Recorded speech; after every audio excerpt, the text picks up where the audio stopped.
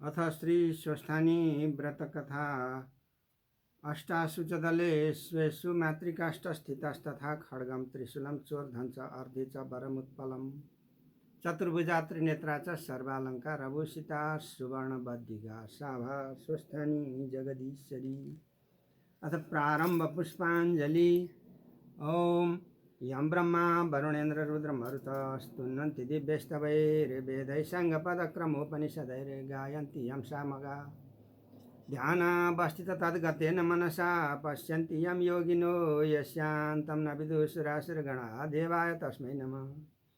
श्रीमच्चन्दनचर्चितो जलवपुः शुक्लाम्बरा मल्लिका माला अलङ्कृतकुण्डला प्रविलसन मुक्तावली शोभिता सर्वज्ञान निदान पुस्तकधरा रुद्राक्षमाला करा वाग्देवी वदनं भुजे वसतु मे त्रैलोक्य माता चिरम् मुखं करोति वाचालं पङ्गुं लङ्घयति गिरिं यत्कृपातमहं वन्दे परमानन्दमाधवम्। नमो भगवते तस्मै व्यासायामि ततेजसे श्रीप्रसादात् वक्ष्यामि नारायणकथामिमां। नारायणं नमस्कृत्य नरं चैव नरोत्तमं देवीं सरस्वतीं व्यासं ततो जयमुदीरयेत्। जय श्री स्वस्थानी माता।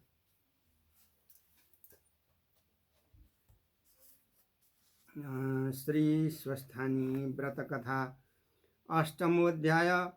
कुमारजी आज्ञा गर्नुहुन्छ हे अगस्त्य मुनि, विष्णु अन्तर्धान भई भागेपछि त्यहाँ बाँकी रहेका 33 कोटी देवता यक्ष गन्धर्व किन्नर दैत्य र नागहरू हाहाकार गर्दै 10 दिशातर्फ भागी आपसमा कुरा गर्न लागे। अब दक्ष प्रजापतिको प्राण रहँदैन, किनभने स्वयं नारायण जस्ताको सुदर्शन चक्र पनि व्यर्थै गयो। जुन चक्र लिएर विष्णु खडा हुँदा महादेवलाई समेत टिकि नसक्नुहुन्थ्यो, त्यस्ता नारायण पनि अन्तर्धान भई भागे। हामीहरूको पराक्रमले के गर्न सक्ला? तस्मात् आफ्नो ज्यान बचाउनु बेस छ भनी सम्पूर्ण देवता यक्ष गन्धर्व किन्नर दैत्य नाग र 10 दिक्पालहरू आफ्नो ज्यान बचाई भागे। त्यस्तो देखि काल जस्ता वीरभद्र आगो जस्तो भएर रिसले जिब्रो काढी नागले श्वास झिके झैँ सुस्केर हाली वर्षाको मेघ झैँ गर्जी जाइ लागि दक्षको टुप्पी समाती भन्न लागे, हे पापिष्ट दक्ष, तैँले श्री महादेवलाई बहुतै निन्दा गरिस्, हेला गरी पनि गरिस्, आफ्नी छोरीलाई पनि मारिस्। तँ जस्तो पापी अरू कोही छैन। त्यो बौला महादेवलाई नडाकी मलाई के होला? नारायण आदि सबै मेरा ज्वाइँहरू छँदैछन्। त्यो अनुहार नपरेको दिगम्बर र घिनलाग्दो महादेवलाई नडाकी मलाई के होला र भनी त्रिभुवनका मालिकलाई निन्दा गरिथिस्। अब यस बखतमा तेरा ज्वाइँहरू कता गए? तिनीहरूसँग गुहार मागी आफ्नो ज्यान बचा, तेरो यज्ञ बिना शङ्करले पुरा होस्। अब तँलाई पनि यस यज्ञमा होम्न सके हामी सबैलाई सन्तोष होला। यसरी महावीर वीरभद्रले नाना तरले गाली गर्दै दक्ष प्रजापतिको शिर छुट्याई यज्ञमा होमिदिए। यसरी दुष्टको संहार गरेको देखि महाकाली लगायत 64 योगिनी नन्दी भृङ्गी प्रमथ गण विषमज्वर भूत प्रेत र पिशाचहरूले एक स्वर गरी धन्य धन्य वीरभद्र, शिव निन्दा गर्ने दक्षको नाश गर्यो। तिमी जस्तो बलियो त्रिभुवनमा कोही पनि छैन भन्दै वीरभद्रको प्रशंसा गरे। तहाँ उपरान्त दक्ष प्रजापतिकी पत्नी बिरणी आफ्ना पतिको शिर वीरभद्रले छुट्याई यज्ञकुण्डमा होमेको देख्दा हुरीले ढलेको रुख झैँ भूमिमा ढली मूर्छा परिन्। केही क्षणपछि चेत आयो र शोक गर्न लागिन्।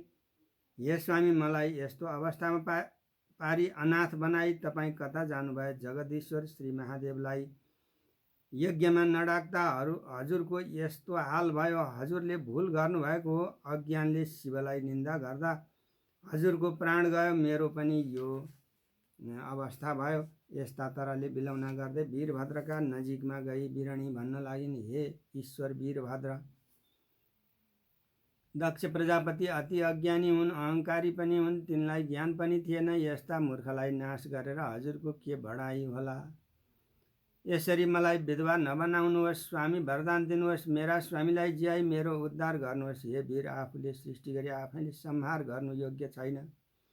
विषकै बिरुवा भए पनि आफूले रोपेर आफैले उखेल्नु ठिक छैन। सृष्टि स्थिति संहार गर्ने हे प्रभु, महारुद्र पनि तपाईँ, आदि देवता पनि तपाईँ, आदि पुरुष पनि तपाईँ, ब्रह्मा विष्णु पनि तपाईँ, तपाईँभन्दा ठुलो कोही छैन। तपाईँको महिमा वर्णन गर्न म के सकौँली।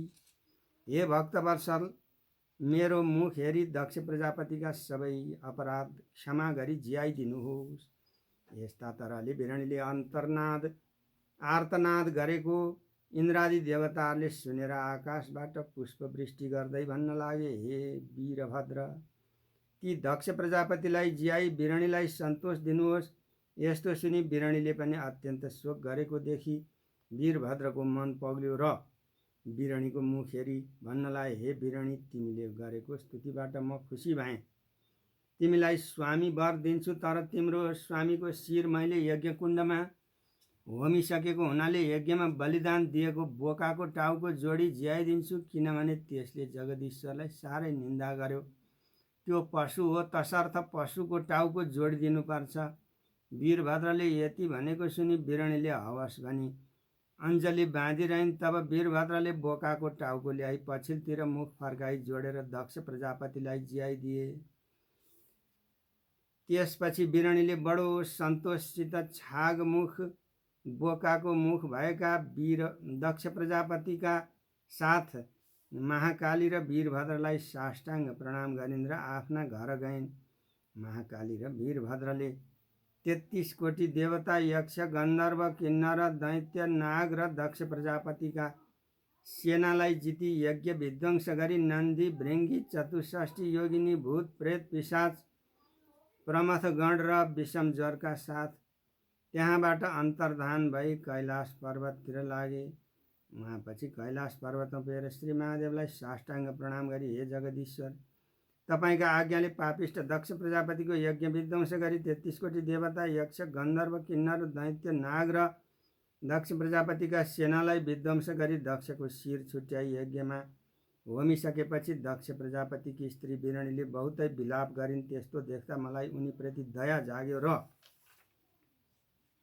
यज्ञकुण्डमा बलि दिएको बोकाको टाउको ल्याई पछिल्तिर मुख फर्काई जोडेर दक्ष प्रजापतिलाई जियाई आएँ भनी बिन्ती गरे। यस्तो सुनि श्री महादेवले खुसी भई आज्ञा गर्नुभयो, हे महाकाली, हे वीरभद्र, तिमीहरूले बेस काम गर्यौ, तिमीहरू धन्य रहेछौ, म खुसी भएँ। यति भन्दै श्री महादेवले उनीहरूलाई आफ्ना शरीरमा लीन गराउनुभयो। इति श्री स्कन्द पुराणे केदारखण्डे माघ महात्म्ये कुमार अगस्त्य संवादे श्री स्वस्थानी परमेश्वर्या व्रतकथायां यज्ञाग्निकुण्डे दक्ष शिरो होमो नाम अष्टमोऽध्यायः। अथ समापन पुष्पाञ्जलि। ओम उपनयतु मङ्गलं वो सकल जगन्मङ्गलालयः श्रीमान् दिनकर किरण निबोधित नवनलिन दलनिभेक्षणः कृष्णः।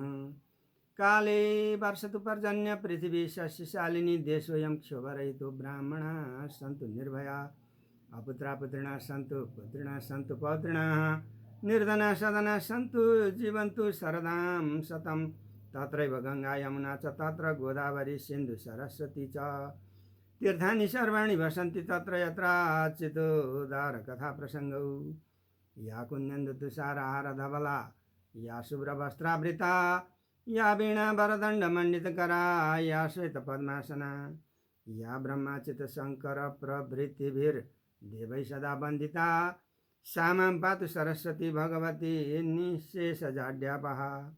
कायेन वाचा मनसेन्द्रियैर्वा बुद्ध्यात्मना वा प्रकृते स्वभावात् करोमि यद्यद् सकलं परस्मै नारायणायेति समर्पये तत्। जय श्री स्वस्थानी माता।